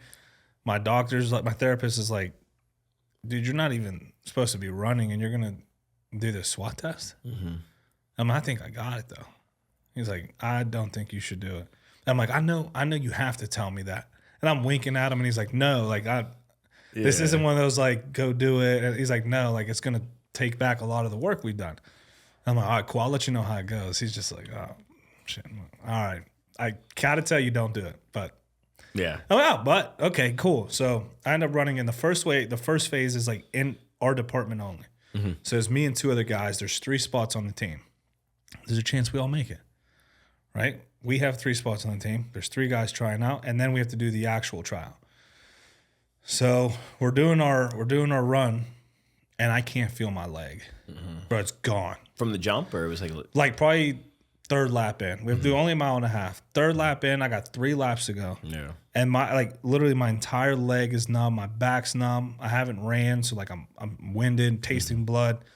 And I'm like, dude, you can't stop. Like if I stop now, then I can't walk later. Like I'm still running. One foot's in front of the other. I'm moving. I'm gauging my time. I'm like, I'm doing all right on time. Like it hurts, but like if I stop, I know for a fact I fail. Mm-hmm. If I keep going, I may make this. So we end up stopping. I finish. Now we have to do a sprint, and then there's a bunch of the other stuff. And I had a little moment of weakness, and this is where like having good people around you helps. I'm sitting there, and there's no break between each exercise. And I like fucking collapse, and I can't feel my knee. And they're talking. They're like, the other 2 guys and the guy running the test is talking. So I'm gonna use this time to like try to push blood, I'm trying to do all kinds of shit to get feeling. Dude, I cannot feel. It feels like you've been sitting on a toilet and wake up and that leg is dead. That's how it feels. I'm like, dude, I can't fucking do this. Yeah. I can't do this. I stand up, like I feel like my knee feels like it's a bag of rocks, and it's just like mushing. When the dudes come to me and say, "Dude, how's your knee doing?" Normally, I'm like, I'm good. I was weak. I'm like, dude, this shit fucks. Like I can't finish. He's like, you can't finish it? You just finished the run. That's the hardest part. Mm-hmm. Everything else is like, he's like, you have a sprint. That's less than 50 seconds. Yeah. I'm like, dude, I can't feel my leg. Like if I sprint, that's all out. Like I can destroy my leg. Mm-hmm. He's like, bro, then destroy your leg. You're right. Or you don't do it and you wonder how would have been if you made it. I'm looking at him and I'm like, the dude comes up to me and is like, what are you doing? I don't know if I can go through with it. He's like, you're already here. Let's go. I looked at the dude. I'm like, fuck it. People love seeing that though. I was like, fuck it. Fuck. Passed. See, I like And then comes the actual SWAT test. And I'm like, I already did it. Like, if it hurts, if it sucks, if it goes numb, I already did it. I know I can do it one more time. Like, I already did it. Yeah. And I made it through, and I figured out how to make it through. Like, ain't gonna be no bitch in this one. Dude, I fucking made it through with no pain. I think So like it's that mindset. I just went on a tangent there, but like that. No. Yeah. You know what that reminds me of? Gave myself the option. I almost took it. That reminds me of I'm like a bundle of quotes, but I don't know who says them. It's like if you're walking through hell, like, and it's obviously gonna get hard. Why would you stop in hell? Keep going. Like you're already in hell. Just keep like. Why would you stop there? What if I get deeper into hell? Yeah, like keep going. You got to get out of it. Yeah, eventually. So it's like, you know. But if you give yourself the option, you just may take it. Yeah. So what options are you giving yourself? You know, that's something I'm very big. It's corny again. Back to that corny, but it works, man. Yeah. If you look at yourself and you're like, man, I suck. I'm not that good at running. Or I'm not this. I may fail. Like, You are what you believe yeah, what you believe is correct. about yourself. Yes, Yeah. it's correct. You believe you can make it through, you're right. You believe you can't make it through, you're right. Wait, what's that saying? It's he who says he can and he who says he can are both right. Yeah, So dude, it's so true, man. And it's corny, and people, we see the quotes, we disregard them, but we're they're like, true, dude. But Like, they're true. and they're so cliche. It's kind of like Kobe. He was like, you got to get better every day. Like, yeah, dude, every day you got to wake up and get better. It's corny as hell. It's like the easiest saying in the book. But did you wake up today and did you get better, or did you waste a day? You know what I mean? Like all those corny sayings. So it's like you talking about your SWAT test, you know? Like to me, that's also motivation. It's like another person like me, fucked up knee. I don't have a fucked up knee, but it's like you're going through something that you feel like physically you can't do, but you're like, I'm already doing it. I have to finish. You know what I mean? Yeah. It's that, and that's what goes to show you, like, I feel that way. You feel that way. Like there's a community of people out there still, even in the world we're living in now, who still feel like you like the pain. It's like, man, I can't wait to do this. It's like I don't like the pain. I like what comes from that. Well, yeah. Well, you have to It's fall like, in love yeah. with the journey. Yeah, it's like, and it's not even the journey. It's what you become during that journey, man. Like, I just heard that the other day. It's like, you know, we always say, fall in love with the journey. Why? It's who Because you become. it's what you become Yeah. throughout that journey. Like, if I gave you $1 million right now, what would you do with the $1 million? Probably blow it, right? Yeah. You're like, oh, I got $1 million. I'm about to go do this, You'll have a sense of enjoyment, and then when it's gone, you're like, damn, it's gone. Yeah. And I If feel you like, worked for that $1 million, yeah. and someone's like, bro, you're worth right now $1 million, you about to hold that and be like, I did that. Like that pile of cash, I brought in. And you're just like me. I feel like once you get that first million, you'll be like, I bet you I can get to Another 5. one, yeah. I can get to 5. I could double that. I get to 10. You know what I mean? And you always hear people say it. They always think, you know, as soon as I get a Lamborghini, like I'll feel all right. You know what I mean? And then you get the Lamborghini and you're like, I still feel the same. You know what I mean? It's he who loves walking more than a destination will walk further than he who loves a destination. Yeah, bro. Like if the journey of 1,000 miles, we're hitting all the corny quotes. The journey of real shit, 1,000 though. miles starts with the first step, right? If you're looking at 1,000 miles, you're like, man, that shit sucks. I don't know if I can do that. Man, that's tough. Maybe I'll eat and rest and I'll do it. And then the next guy's like, all right, take one step a minute. All right, boom, one step. You over here, you know, maybe let me really pray on it, which I'm big on praying, but like Yeah. people use that as an excuse, and God's supposed to be like, oh, here's your postpone you. steps. Yeah, no, it's like, don't gaslight God. It's like, oh, let me think. Let me harp on this. Let me phone a friend. Let me call my mom. Yeah. This dude has taken 100 steps before you even thought about taking the first one. Yep. Bro, and that's all it's about. Apply that to life. Sounds corny. I dare you to apply it. For real though. And not to mention, you mentioned Lamborghini. I want a Lamborghini. So do I. Just because I told myself when I was a kid I was going to have one. And you know what I'm going to do with that Lamborghini? Drive it till the wheels fucking fall off. No 100,000 miles Lambo on it. in Pittsburgh because of winter. I'm about to winterize me. it. Yeah, I'm about to hit the Pittsburgh tunnels. I'm about to hit the South Side flats.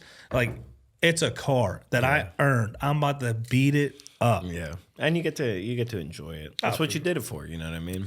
I'm not gonna be the dude who only brings it out twice a year during the good. Nah, I'm beating it up. Beat it up. All right, we did a lot of talking. Yeah. Now it's time to get to the fun stuff. All right. The Relentless Rapid Round. Before we start, Here we go. Always some shit with you. I was queuing up my own shit to ask you because I've been watching you do this on the past podcasts I've been watching. So, what do you say? You do a question, I'll do a question. Oh, how the turns have tabled. Something like that. Okay, you know? so How many questions you got? You ever been thinking about this, or you fucking with me? Dude, I've been. How many? I don't even know how many. I Got a whole notes Yeah, I section. got a couple. However many you do, I'll do. Fuck it. We'll do it rapid though. Fuck it. Relentless Rapid Round. All right. This will be a new thing for your guests. I'll have to research you then. Yeah, You know what I mean? yeah. Everyone research me. Ask me questions. I love talking about myself. Same. It's the final episode of the year, so let's close this out strong. By the way, if you didn't know, this is the final episode of 2025. I got a lot of ideas I'm gonna add into the show, really hone in, dial in. And it's the holidays. I want to take a break, spend time with my family. So don't be stingy. Don't be stingy with my time. There's enough for everybody. So quick answers only. Okay. All right. I'm gonna ask the first one. What hurts more, a hard sparring session or the day after a Hyrox race? Hard sparring session. What do people get wrong about motivation? That it's external. Okay. That they have to pull it from somewhere. Motivation comes from inside. Okay. What construction? Yeah, you like that. You didn't think that one. What construction mishap? Worst construction mishap: a client who won't pay, or dropping a tool on your foot. Mishap? Yeah, A client who won't pay? he's like, I'm gonna buy my money, bro. Stupid Yeah, question. no, you ain't about to. What? Jesus. Why are you laughing? If you could commit a crime, then no one after you would be able to commit this crime. What crime would you commit? Bro, what?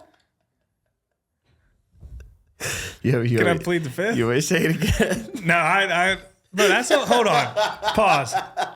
These are supposed to be fun, rapid fire questions. And you've been watching this and you're like, of course, in typical Eddie fashion, he's like, I'm about to shut him up. That's a good one. If you could commit a crime, then no one after you could commit that crime. What crime would you commit? That's fucked up because no one likes rape, murder, child. Like, but I could never do that. That's fucked up. That's next. I'm gonna ask my next question. That's fucked up. That was disingenuous. He's laughing. I knew it was some shit. I knew it was gonna be some shit. What fight camp diet versus Hyrox diet? Which one's more miserable? Fight camp diet. Hyrox, there's no weight limit. There's an age limit, but no weight. So fight camp. I mean, you better choose the right weight. I was doing 55. That was Stupid. Yeah, that'll tune you up. No, it better not be no more bullshit. Huh? Better be no more. Okay. Nah. What are you chasing next and why? What's next for the Relentless Project and Ish Lopez? Growth and exposure, man. I think I haven't dialed in. I've just been kind of repeat going. I need to be more intentional with each episode and what it brings and what it means. So the next thing is just growth, bringing more networking. Best tool you've bought for the new company under $100? Under $100? Dude, I bought this speed square that has a level on it. Yeah, I love it. He's excited. It was a Christmas gift to the Andre who works for me. It's a speed square, but it's a level on the top of the bevel thing. So you're always like, oh man, I wish I had a level to see if this is a level. Right there in your toolbox, buddy. So it's all in one. Yeah. How much was that? That was like $30 at a Lowe's, which go to Home Depot. Don't go to Lowe's. I hate Lowe's. Dude, I mean, you gotta. It depends on where. If there's only a Lowe's around you, got to do what you got to do. But My mom shops at Lowe's, so. Avoid Lowe's then. Okay. Um. Oh no, I asked one. Yeah, no, buddy. My bad. Okay. What does winning mean to you? Being better every day. It's that back. I mean, we just talked about this. If you improve in the slightest, You're winning. every day, you win. In Hyrox, what is the one station you absolutely dread?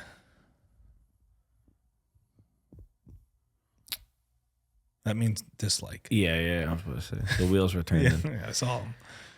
To be honest, which it's a runner's race, the run.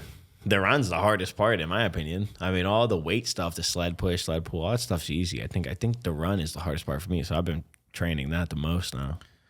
Makes sense. Which is why I've been slimming down. I don't look like you anymore. Fat? You just call me. Is that a fat joke? Might have been. Damn. Okay. If someone listens to this episode and does one thing differently tomorrow, what would you want that to be? Find something you don't want to do and just do it. Like if you're avoiding having that conversation with someone, do it. If you are avoiding lifting heavy at the gym, do it. And enjoy doing it. Start with just doing it. The enjoyment will come.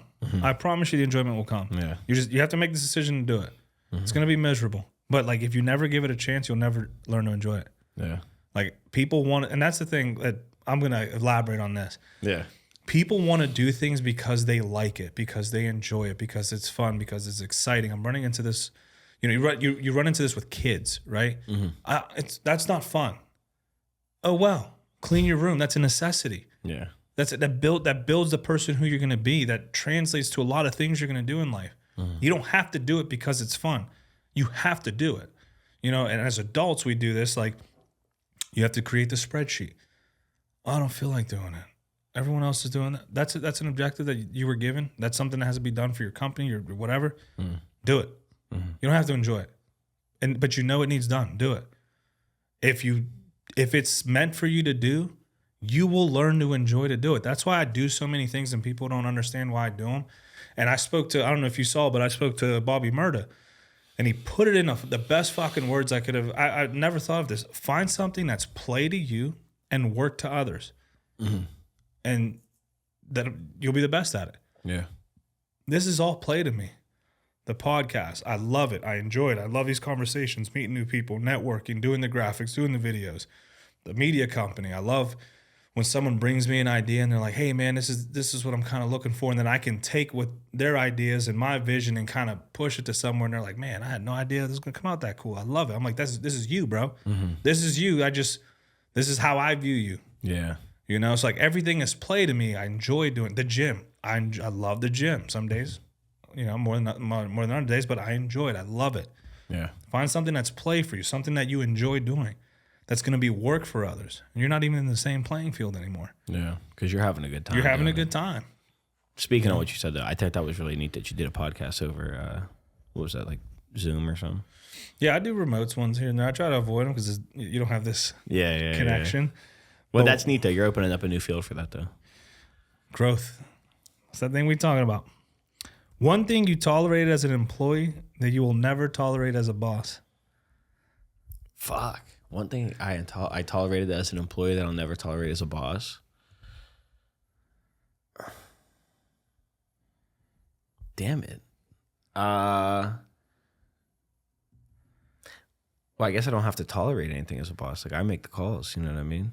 You saying one thing I wouldn't put my employees through? I guess, yeah. I mean, that can be interpreted a lot of ways. Like, the first thing that came up to my mind was disrespect. Right? Like as an employee, yeah, we tolerate disrespect because we want to keep our job and pay our bills. As a boss, the disrespect from my employees. Well, it could be, or a client or something. But you make the rules now. Yeah. I guess disrespect would definitely be it. You know what I mean? I feel like well, mine was kind of different. I was working for my father, so I mean, like it's tough to classify that as disrespect. I feel like that's parenting. You know what I mean? Like I've never had a real job. I had one. I worked at Ulta.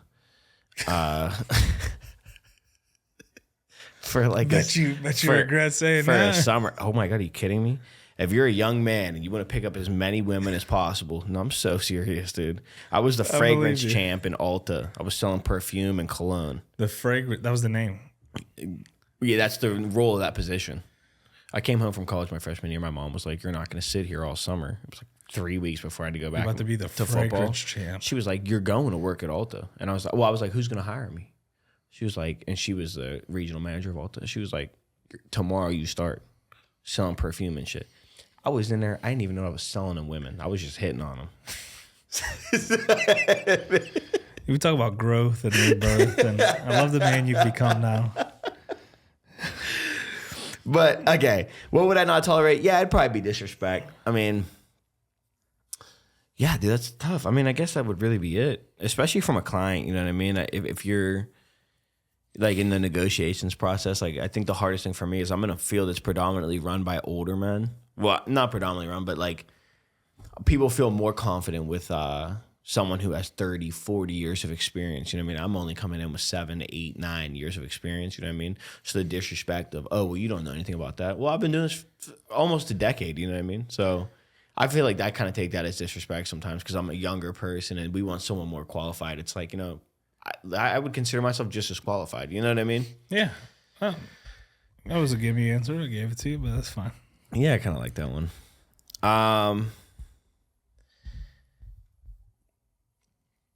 Oh, what belief do you have to unlearn to get where you are now? Can't. Okay. Literally the belief of not being able to do something. Mm-hmm. There was a moment in time we didn't think we could fly. Mm-hmm. Now we take a steel tube in the sky and go across the country. Mm-hmm. You know, can't. Never thought I was going to make it after 18. Same. Did that. You know, didn't think I'd ever be a cop given a lot of things. Yeah. Did that. Didn't think I could start a business. Did that. Didn't think I can grow this podcast more than my friends listening to me talk to local fighters. Yeah. I'm doing that. Like, the belief of can't will kill you, man. Like, it goes back to what we said. Either you can or you can't. They're both right. Mm-hmm. What do you believe? So just believe that you can. Sounds corny. It's cliche. But if you wire your mind to find solutions and not excuses, mm-hmm. you will be blown away by how far you get in life. Yeah. I mean, you can take a job and go, I never did an addition before. There's a lot of unknowns. Can't do that. I took the job, never built an addition before. But you've built the principles and the... So You're like, so I was like, in my head, I was like, I know I can do this. I've done every aspect of it. I just haven't done... But I haven't done it as a whole. And I was thinking to myself, I know you can do this, dude. So I was like, you know what? I pitched it like that. They bought it, and the addition's up now. So... For now. No, I'm kidding. I'm kidding. Dude, you recorded a lot of the process of it. I bought those meta glasses, recorded the whole thing. Do they only film a minute? Or is it 3 minutes? Or because I know the ones I was given a pair. I have those Oakley ones, the new ones. Yeah, I think it's 3 minutes or a minute. No, it's 3 minutes. Is it 3? Something like that. I'm going to have to look in there. They're literally in my truck dead. I didn't charge them. I have 2 more questions for you. Do you have 2 more? I got 1 more, but I'll let you ask one. I ask one, then you okay. Finish. What does success actually cost that no one talks about? Sacrifice. True sacrifice. People want to talk about balance. And I guess that's success, right? Like if that's what you want, but like if you want to be like Kobe gave everything to basketball. And he surrounded himself with a family who understood that. He surrounded himself with friends who understood that, mentors who understood that. Could you imagine Kobe if someone's like, hey, let's go to the bar. Hey, let's go to the club. Hey, let's do this. When Kobe's in the middle of for the championship game, he's in the middle of a series. He wouldn't be Kobe. He wouldn't be Kobe. You got friends who are like, hey, I know you doing something crazy right now. I got these shorties over here, though. And you're like, bro, I'm in the middle of a fucking championship basketball game. Yeah. You know what I mean? Sacrifice. Comfort. Sacrificing comfort. Mm-hmm. You know, traveling sucks or starting something new sucks. And, you know, when I got that offer to go to LA, I'm like, dude, I got to go to LA to an actual studio, to actual producers to go do something I've never done before. Like, I want to talk about it so bad, but I can't yet.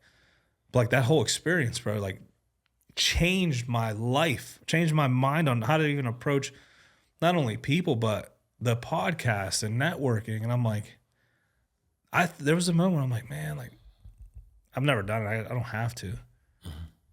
And I would have lost all that. I would never gained any of that. But I'm like, dude, it sucks. I got to literally fly to LA for 2 days and come back. It's tough. But I was like, fuck, I'll get on the plane, deal with the rest there. Hey, got a car, got a place to stay, deal the rest there. The fucking studio is in South Central. It's not LA with the glamorous LA. Yeah. They got security outside. They're checking bags and shit to go in. I'm like, this is uncomfortable. Yeah. Deal with the rest later. Yeah. Next thing you know, I'm fucking done. I'm like, I did that. I did that. And I think I did well. Let's hope they use it. Yeah, that's what I bet you will. Sacrificing comfort. Yes or no?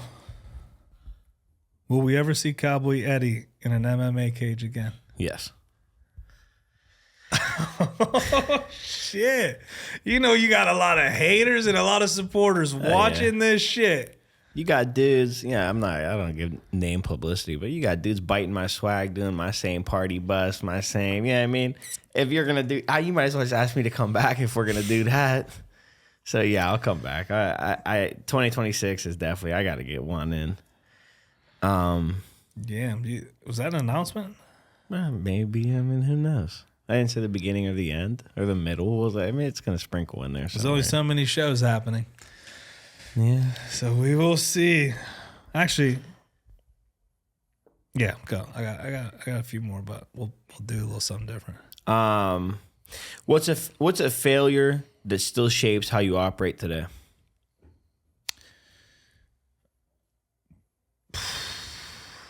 A failure that still shapes how I operate. Yep. I was very self-centered. I don't even know if that would be but I remember a specific instance where my ego, my self-centeredness really blew up in my face. And I was shown the man that I actually was, and not the man I thought I was. And that really changed how I approach people and relationships and how I do business and how I raise my daughters. And I would say that that's something I still like. I was like, bro, that was me. That was me, and I have to own it. Like I killed that man. He doesn't exist anymore. But at one point in time, that person was ish. Yeah.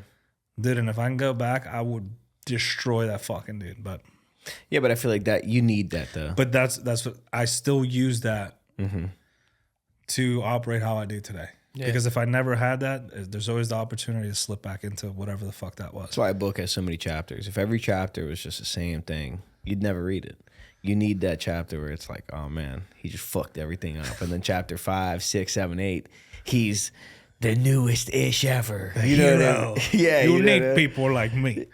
So I have seen Scarface. Point your fucking fingers. That's and me. Say that's the bad guy. Copyright. Watch them knock it this episode. All this shit we talked about, and they're gonna be like, yeah. All right. So before we get to the final questions, because I got like the wind down and the show questions. We got to celebrate, bro. It's the last episode of 2025. You've launched a new company. You're crushing these races. Actually, these folks over at Quintaliza sent me a bottle of tequila, and I've been waiting to crack it open with someone.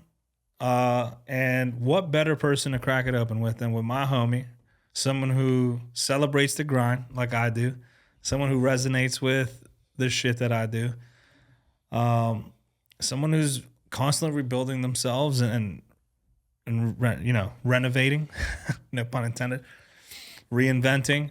That's you, bro. And so I'm honored to be able to share this. It's been sitting out. I want to talk about it. And like, it doesn't. Damn.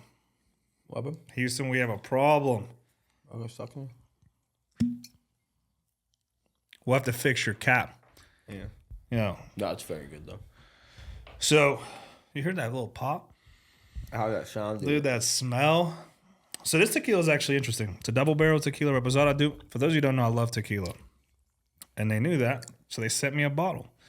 This is aged in actual like oak coffee barrels, but it's not a coffee liqueur. It's interesting. 100% organic, additive free reposado. It's real tequila. That kind of picks up I usually call it tequila, but that would have been a little aggressive. That was so funny. Real tequila. It fits your story perfectly. They took something traditional, reinvented it. It's bold, it's different, and it's about breaking the mold. And they did it well with tequila. We've been sipping it all day. What do you think about it? Dude, I really like it. It has like I don't drink anything other than tequila. I mean, you know that. Yeah, same. But it has that taste that it's like, I don't want to misbrand it, but it's like kind of like a smoked like whiskey kind of taste to it. Do you know what I mean? Like it has like that. It's like I'm gonna call it, and I hope they don't get offended, the bourbon of tequila. Yeah, I didn't want to say that, but it's like. I hate mezcal. Well, do you like Espolon? I like Espolon. So this is like a good woody, but not tasting leather. Thank you. I was gonna say it has that the other whatever I said might not be it, but it's like it has like that. If you imagine what drinking like bourbon would taste like, but you have the flavor of a tequila. Like, do you know how I'm trying to say that, dude? Perfect. Perfect description. And it's reposado, which I like. That's all I drink. That's what I'm saying. Unless I'm in a margarita or something, I'll throw the Blanco in there. But yeah, man, bro, it's for the bold. It says it on the bottle. No, I like it. It has this little the ridges. Yeah, down at the bottom. Can you hear that on there? I don't know. Let me see it. Let me see if I get a little ASMR. Yeah, that just got me 1 million views. Yeah, that's nice though. Dude, and they also sent me these glasses. I like the branding. Oh, this is I like the taste. A bold new spirit, bro. So before we get into the closing, let's raise a glass to Visual Investments, to the new chapter, Relentless 2026. Yeah, and a happy new year. Big year coming up for the boys, man. Bro, huge. Indeed it is. Oh, that'll warm me up. Yeah, he chased it. So I appreciate you guys over at Quintaliza. This passes the Relentless project. This is neat. Sorry. Should have waited till after. You know who gave me this? Dude, these are hard as fuck. Who? I don't know if I can say. I'll tell you later. 10-4. But get your 10-4 head ass out of here. The fuck was that? I was resonating with you. Oh shit! Hey, go check them out at quintalizatequila.com. It's the real deal. We don't got a code yet. Maybe that's something we can work on. They literally just sent me this, like, hey, try it out. Let us know what you think. Fucking passes the vibe.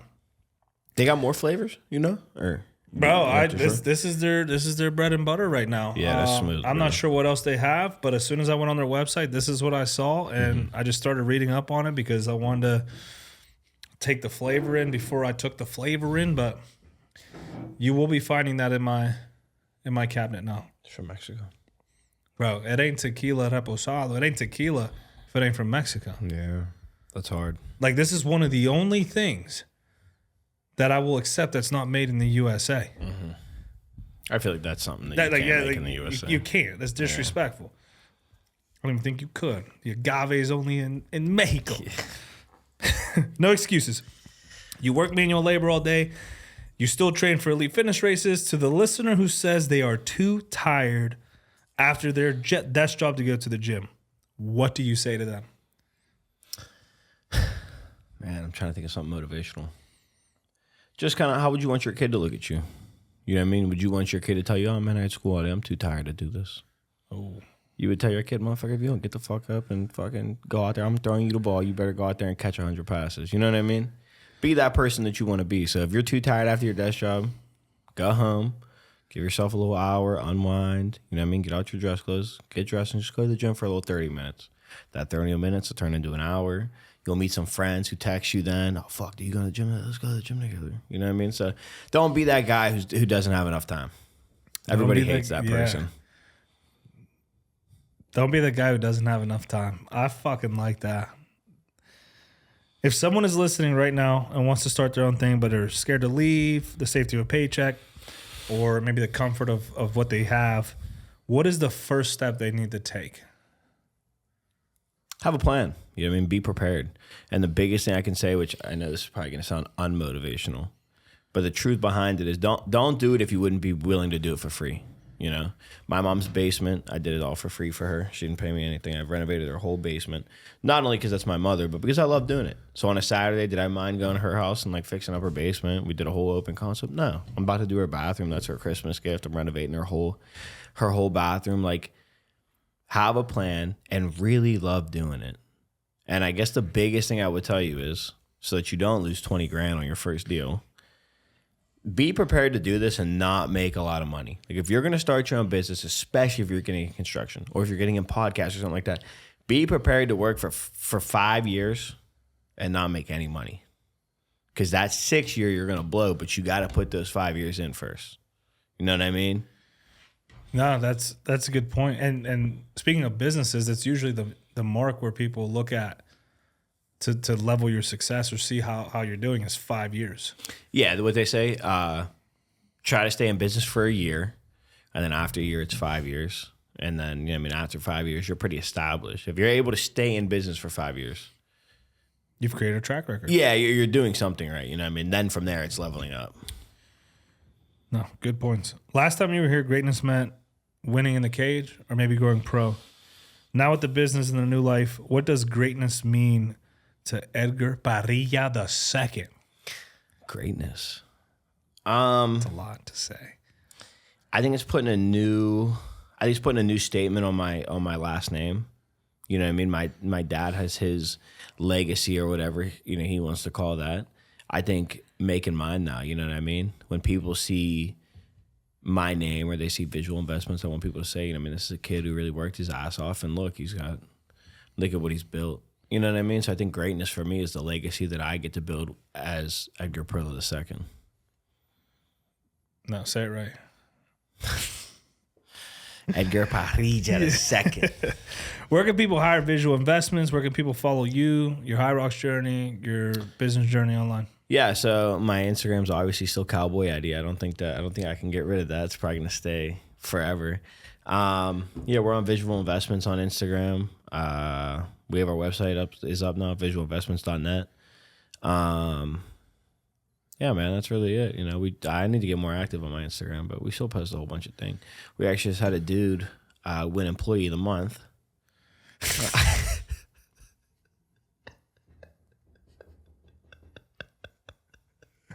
I can't fucking stand you.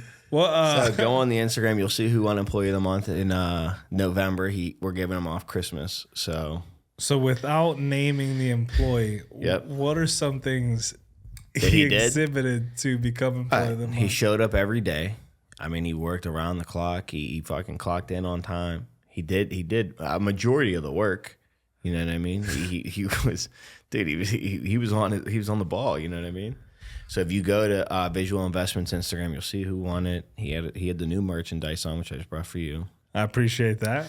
It's not a brand, so I hope no one thinks they're getting one. But yeah, dude, he killed it last month. So I'm really proud of that kid. And will people be able to recognize this man if they go on there and see it? He actually just got a haircut, so maybe, but yeah, I don't know. He's got a pretty recognizable face. I was gonna tell you. I meant to text you. I think the Relentless project, the guys working over here, someone should win Employee of the Month over here. Maybe you should think about starting to do that. I'll have to look at the list of employees. Yeah, it's just an idea. You know what I mean? It's tough at Visual Investments. We got like 50, 60 people to pick from. So the dude that did win it, I mean, he was really working his ass off. So I'm really proud of him. Well, if you would run into him, though, I said I'm proud of him too. I will. I rarely see him. He's all over the place. He's busy. He doesn't have time. It's hard to catch him. Ain't that the fucking truth? Ain't that the truth? All kinds of shit going on. My fucking face hurts. All right, with that, bro, that's how I have to end it. I appreciate you for coming on the Relentless Project. This is Edgar Parrilla the second. That's it, right? Cowboy Eddy. Edgar Parrilla the second. Forever Cowboy Eddy. Yeah, now man. the businessman, bro. I appreciate you for jumping on, brother. I love you, man. Always love you, brother. Hey, Merry Christmas, everybody. Happy New Year. We'll see you in 2026. Yes, sir. Later.